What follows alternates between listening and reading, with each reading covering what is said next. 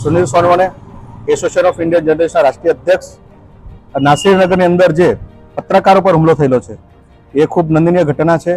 એક મ્યુનિસિપાલિટીના કર્મચારીઓ દ્વારા પત્રકારો પર જાન લેવા હુમલા સુધીની કોશિશ કરવામાં આવી એ પત્રકાર જગત માટે બહુ દુઃખભરી કહાની છે। અમે સરકારને એ રીતના આવેદન આપવા આવ્યા છે કે પત્રકારો પર જે થતા હુમલાઓ છે એ ગુજરાતભરમાં નહીં પણ દેશભરમાં રોકાવા જોઈએ।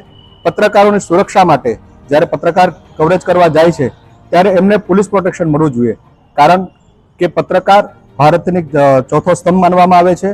પત્રકાર જે વ્યક્તિ છે જે આખા દેશને અને દુનિયાને સચ્ચાઈનો આઈનો દેખાડે છે અને તે પણ તો નિસ્વાર્થ ભાવે।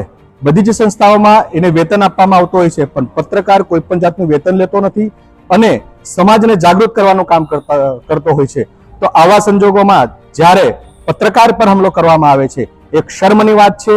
જે અધિકારીઓ છે જે દેશની સેવા કરવા માટે બેઠા છે, જે સુરક્ષાનું કવચ લઈને બેઠા છે, એવા લોકોએ પત્રકારોને સહકાર આપવો જોઈએ, એ લોકોની સુરક્ષા કરવી જોઈએ અને જો સુરક્ષા ન થતી હોય તો એમને પોતાના પદથી રાજીનામું આપી દેવું જોઈએ। પણ પત્રકારની સુરક્ષા કરવો એ સરકારનો જન્મસિદ્ધ અધિકાર હોવો જોઈએ અને પત્રકારને સુરક્ષા મળવી જોઈએ।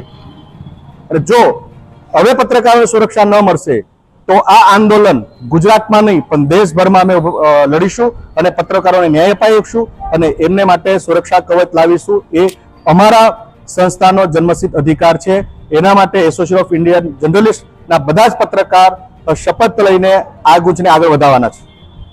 હું છું પ્રિયા પટેલ, ગુજરાત પ્રદેશ અધ્યક્ષ અને એઆઈજી માંથી હું આવું છું અને સંખ્યા પ્રમાણે 100 ઘર તૂટ્યા છે। તો એ લોકોને ન્યાય અપાવવા માટે અમારા પત્રકારના જે ભાઈઓ અને બહેનો ત્યાં ગયા હતા અને એ લોકો ઉપર જે ખોટી રીતે એ લોકોને મારપીટ કરવામાં આવી છે અને એ લોકો પર ખોટા કટુ વચન બોલીને એ લોકોને તિરસ્કારવામાં આવ્યા છે, એ બદલ અમે કલેક્ટરશ્રીને અમે આવેદન આપ્યું છે અમારા સંગઠનના બધા જ ભાઈઓ અને મિત્રોએ।